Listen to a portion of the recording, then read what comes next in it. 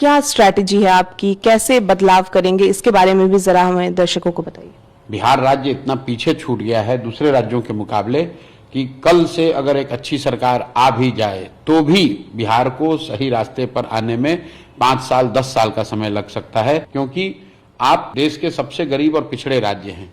तो किस गति से आप बढ़ना शुरू करेंगे कि आप आगे जाएंगे। इसलिए जनसुराज का जो लक्ष्य है कि अगले 10 वर्ष में हम देश के टॉप 10 में आए। अभी तो हम लोग 28वें नंबर पे हैं और 28वें नंबर पे आज से नहीं है, 1990 से लेकर अभी तक 35 वर्ष से। 1990 में भी देश का सबसे गरीब और पिछड़ा राज्य था बिहार।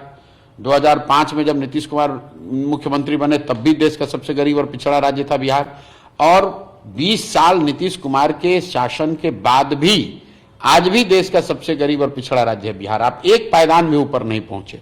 तो अगले 10 वर्ष में हम लोग ये कह रहे हैं कि बिहार कम से कम टॉप 10 में आए। उसके लिए ही व्यवस्था में आमूलचूल परिवर्तन चाहिए और बहुत सारी बातें होनी चाहिए। स्वास्थ्य होना चाहिए, इंडस्ट्रियलाइजेशन होना चाहिए, नई टेक्नोलॉजी आनी चाहिए, वो सब बात है। लेकिन शुरुआत तो आपको कहीं ना कहीं यहाँ की प्राइमरी जो शिक्षा है उसको, शिक्षा की व्यवस्था को सुधारने को लेकर है।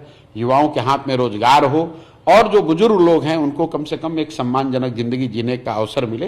तो 3 चीज जो हम लोग मूलभूत बात कह रहे हैं कि 15 साल से कम उम्र के बच्चों के लिए देश की सबसे अच्छी शिक्षा व्यवस्था बिहार में बनाई जाएगी।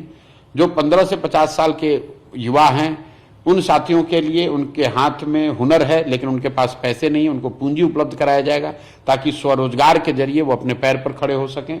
और तीसरा, जो 60 साल से ऊपर की महिला पुरुष है उनको कम से कम 2000 रुपए की राशि जरूर दी जाएगी, सहायता पेंशन दी जाएगी, ताकि वो लोग अपना एक बेसिक जिंदगी जी सके। ये 3 चीज मेरे जनसुराज की सोच की आधारभूत बात है जिससे शुरुआत होगी। जब तक इन चीजों को आप नहीं करेंगे तो आकर ये कहना कि मैं एकदम स्वास्थ्य व्यवस्था बढ़िया बना दूंगा और मैं बिहार को एकदम नंबर 1 बना दूंगा, ये बेतुकी और बेकार की बातें हैं। स्वास्थ्य पर भी इंक्रीमेंटल सुधार होगा, लेकिन जो संसाधन राज्य के पास है उसमें अभी हम लोग की प्रायोरिटी शिक्षा, रोजगार सबसे पहली प्राथमिकता है कि पहले इसको सुधारा जाए। जब तक लोग शिक्षित नहीं होंगे, जब तक लोगों के पास रोजगार नहीं होगा, जब तक उनके हाथ में पैसा नहीं होगा, तो कोई भी व्यवस्था वो चल नहीं सकती है।